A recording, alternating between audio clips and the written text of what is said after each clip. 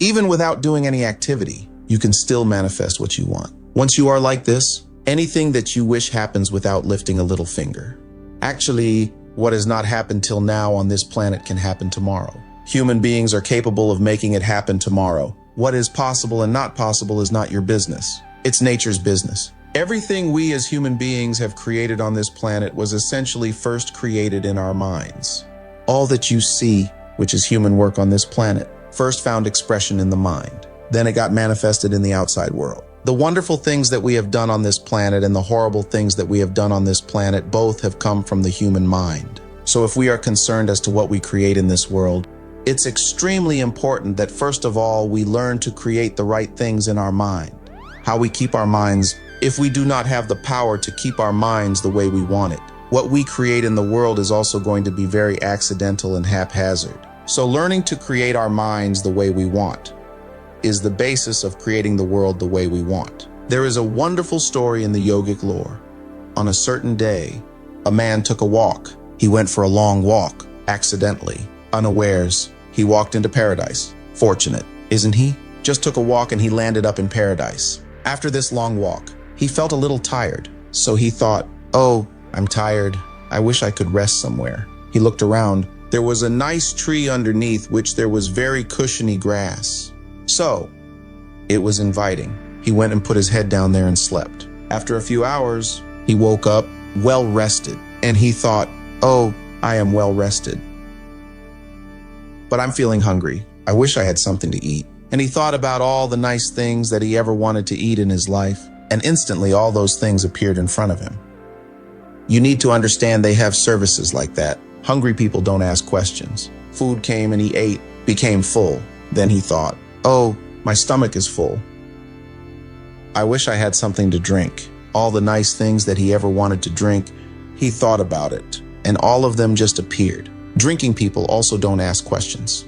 So he drank. Now with a little bit of alcohol in him, you know. Charles Darwin told you all of you are monkeys. Your tail fell away. Not me. Charles Darwin told you that you were all monkeys, and your tail fell away, and then you became human. Yes, definitely. The tail fell away. But the monkey in yoga, we always refer to an unestablished mind, which means a monkey.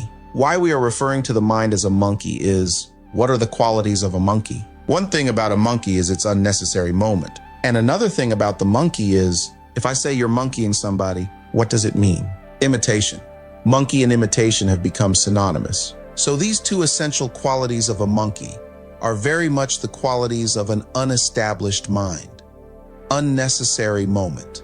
You don't have to learn it from the monkey. You can teach it to the monkey. And imitation is a full-time job of the mind. So when these two qualities are on, the mind is referred to as a monkey. So this monkey became active within him. He just looked around, thought, what the hell is happening here?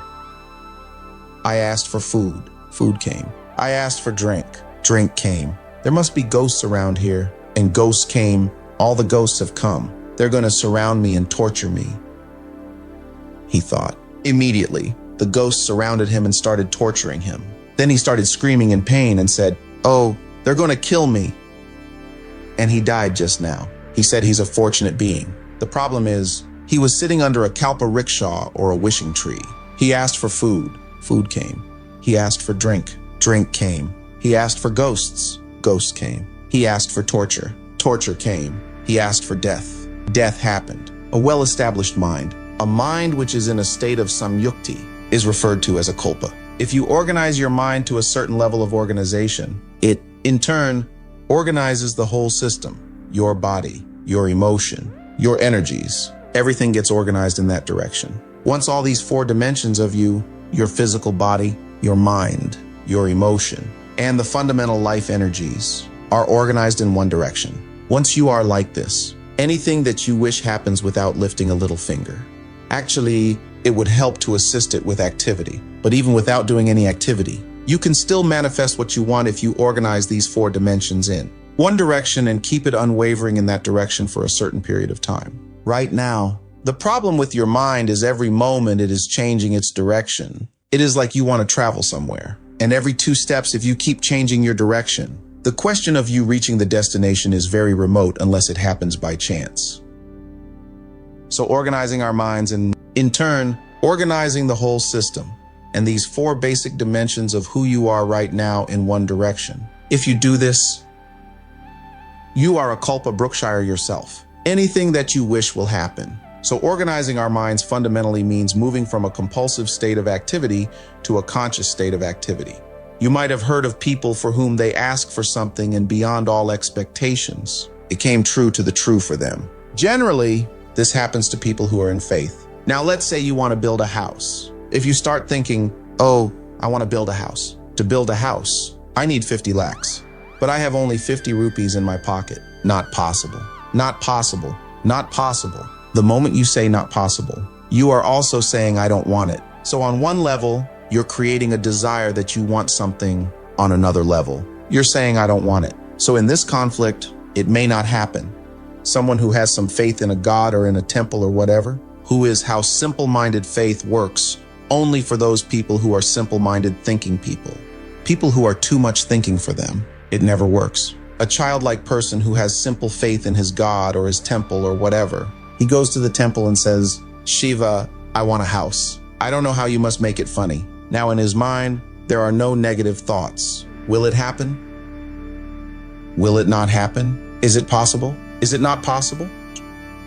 These things are completely removed by this simple act of faith. Now he believes Shiva will do it for him, and it will happen. So is Shiva going to come and build your house? No, I want you to understand. God will not lift his little finger for you. What you refer to as God, he's a source of creation. As a creator, he has done a phenomenal job. There's no question about it. Could you think of a better creation than this? Is it in anybody's imagination to think anything better than what is there right now? So as a creator, he has done his job wonderfully well. But if you want life to happen the way you want it, because right now the very crux of your happiness and your well-being is this. If at all, if you're unhappy, the only and only reason why you're unhappy is life is not happening the way you think it should happen. That's all it is. So if life is not happening the way you think it should happen, you're unhappy.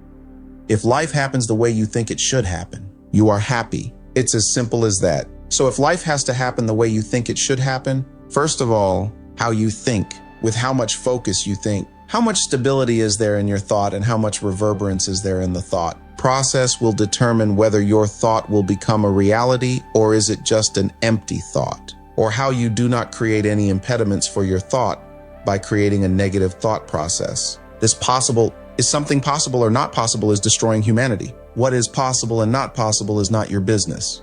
It's nature's business. Nature will decide that. You just see what is it that you really want and strive for that. The first and foremost thing is you must be clear what is it that you really want. If you do not know what you want, the question of creating it doesn't arise. If you look at what you really want, what every human being wants is he wants to live joyfully. He wants to live peacefully. In terms of its relationships, he wants it to be loving and affectionate. Or in other words, all that any human being is seeking for is pleasantness within himself, pleasantness around him. This pleasantness, if it happens in our body, we call this help and pleasure. If it happens in our mind, we call this peace and joy. If it happens in our emotion, we call this love and compassion. If it happens in our energy, we call this blissfulness and ecstasy. This is all that a human being is looking for. Every day in the morning, if you start your day with this simple thought in your mind that today, wherever I go, I will create a peaceful, loving, and joyful world. If you fall down 100 times in the day, what does it matter? But a committed man, there is no such thing as failure. If you fall down 100 times, 100 lessons to be learned. If you commit yourself like this to creating what you really care for, now your mind gets organized. Once your mind gets organized, the way you think is the way you feel. Your emotion will get organized. Once your thought and emotion are organized, your energies will get organized in the same direction. Once your thought, emotion, and energies are organized, your very body will get organized. Once all these 4 are organized in one direction, your ability to create and manifest what you want is phenomenal. You are the creator in many ways.